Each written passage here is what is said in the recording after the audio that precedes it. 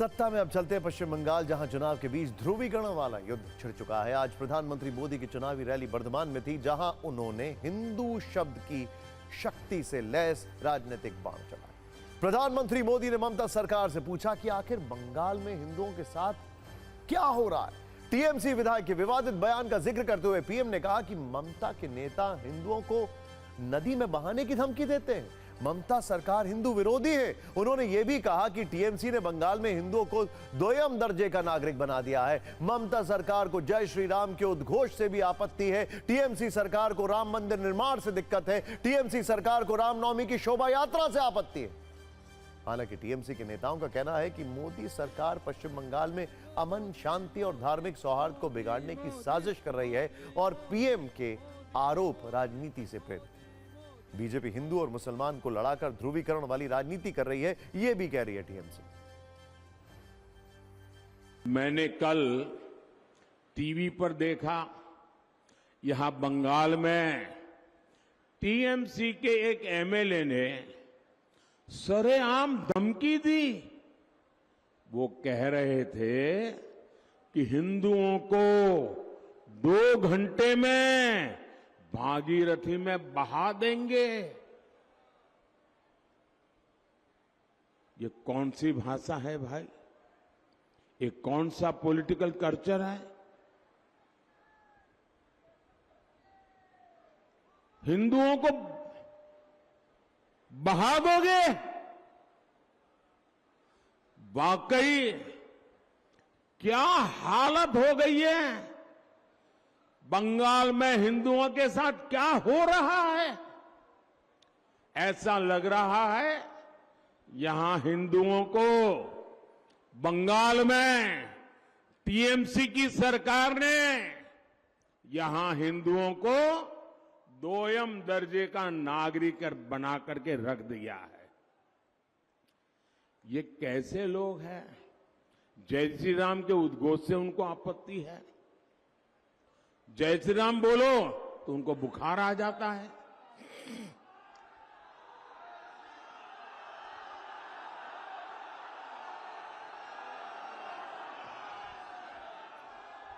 इनको राम मंदिर के निर्माण से आपत्ति है। इन लोगों को रामनवमी की शोभा यात्रा से आपत्ति है।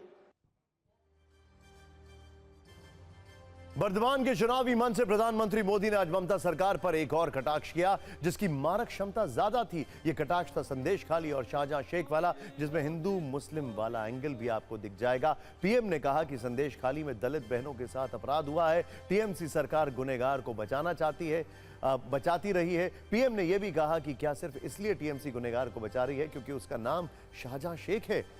आप पीएम मोदी की पूरी बात सुनिए। मैं आज पूछना चाहता हूं टीएमसी सरकार से, यहां संदेश खाली में हमारी बहनों के साथ, हमारी दलित बहनों के साथ इतना बड़ा अपराध हुआ, पूरा देश कार्रवाई की मांग करता रहा, टीएमसी उसके गुनहगार को बचाती रही। क्या सिर्फ इसलिए क्योंकि उस गुनहगार का नाम शाहजहां शेख था? बर्धमान में हिंदुओं के नाम पर पीएम मोदी की जुबानी फायरिंग के बीच साधु वाली एक तस्वीर वायरल हो रही है, जिसकी खूब चर्चा हो रही है। तन पर भगवा, हाथों में रुद्राक्ष, हजारों की भीड़ में खड़ा एक साधु। कुछ ऐसा ही दृश्य था जब पीएम मोदी बर्धमान के मंच पर चुनावी रैली को संबोधित कर रहे थे। इसी दौरान पीएम की नजर रैली में आए साधु पर पड़ी, जो पीएम का भाषण हाथ में रुद्राक्ष की माला लेकर सुन रहे थे। पीएम मोदी ने उन्हें न सिर्फ मंच से पुकारा बल्कि उन्हें आराम करने के लिए भी कहा। पीएम मोदी ने पूछा कि आप मेरे लिए प्रसाद लेकर आए हैं? इसके जवाब में साधु ने हाथ उठाकर अभिवादन भी किया। आप सिर्फ 30 सेकंड में इस वायरल घटना को देखें।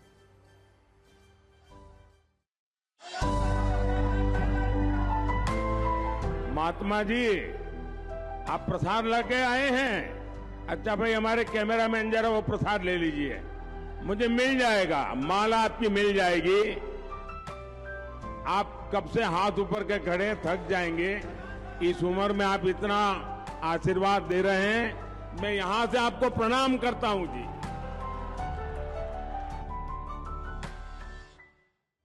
सत्ता की अगली खबर भी पश्चिम बंगाल से है, जहां राज्य के गवर्नर सीवी आनंद बोस पर लगे गंभीर आरोपों के बाद राजनीति हो रही है। वैसे तो पश्चिम बंगाल के मुख्यमंत्री और राज्यपाल के बीच तनाव जग जाहिर है और ये तनाव कई बार अलग अलग घटनाओं के जरिए देश के सामने आ चुका है, लेकिन इस बार मामला अलग है क्योंकि सवाल राज्यपाल पर उठ रहे हैं, आरोप राज्यपाल पर लग रहे हैं। कहानी यह है कि पश्चिम बंगाल के राज्यपाल सीवी आनंद बोस पर राजभवन की महिला कर्मचारी ने यौन उत्पीड़न का आरोप लगाया। इसे लेकर बंगाल में हरे स्ट्रीट थाने में शिकायत भी की गई है। दरअसल महिला कॉन्ट्रैक्ट पर राजभवन में काम कर रही थी। रिपोर्ट्स के मुताबिक महिला का आरोप है कि राज्यपाल ने 2 बार उनके साथ बदसलूकी की। शिकायत के अनुसार पहली बार 24 अप्रैल को बदसलूकी की गई और दूसरी बार 2 मई को नौकरी में प्रमोशन देने की बात कहकर बदसलूकी की गई। अब शिकायत के बाद सियासत भी हो रही है और बयानबाजी भी। हालांकि कार्रवाई नहीं हो रही है क्योंकि संविधान के अनुसार के नियमों के अनुसार राज्यपाल पर आपराधिक कार्रवाई नहीं हो सकती है। राज्यपाल को किस तरह की इम्यूनिटी मिलती है, इसकी जानकारी आपको सत्ता की इस कुंजी में आगे देंगे, लेकिन पहले आप सुनिए कि इन आरोपों के बाद राज्यपाल ने क्या कहा।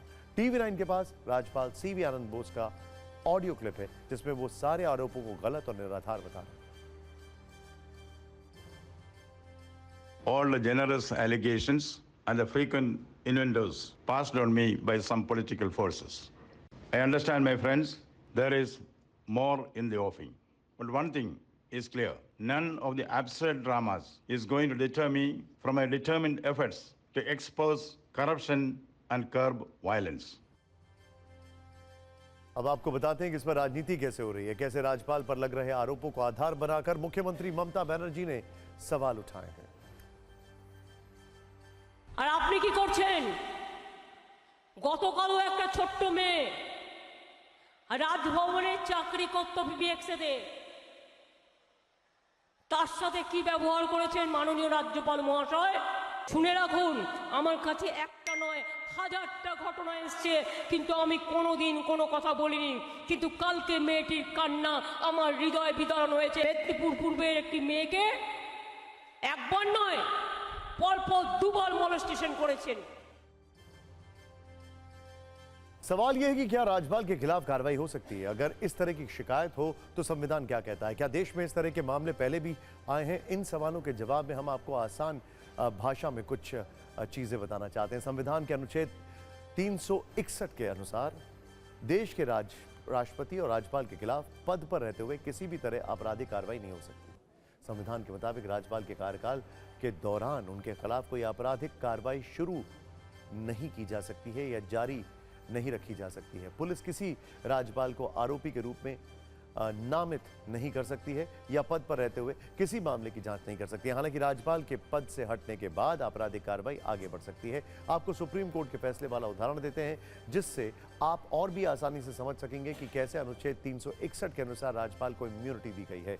साल 2017 में सुप्रीम कोर्ट ने 1992 के बाबरी मामले पर सुनवाई करते हुए बीजेपी नेता लालकृष्ण आडवाणी, मुरली मनोहर जोशी, उमा भारती के खिलाफ आपराधिक साजिश के नए आरोपों की अनुमति दी थी, जबकि यूपी के पूर्व मुख्यमंत्री कल्याण सिंह के लिए सुनवाई नहीं हुई थी क्योंकि वो उस समय राजस्थान के राज्यपाल थे। कोर्ट ने कहा था कि कल्याण सिंह राजस्थान के राज्यपाल होने के नाते संविधान के अनुच्छेद 361 के तहत तब तक छूट के हकदार हैं जब तक वो राजस्थान के राज्यपाल बने नहीं हैं। जैसे ही वो राज्यपाल नहीं रहेंगे, सत्र न्यायालय आरोप तय करेगा और उनके खिलाफ कदम उठाएगा।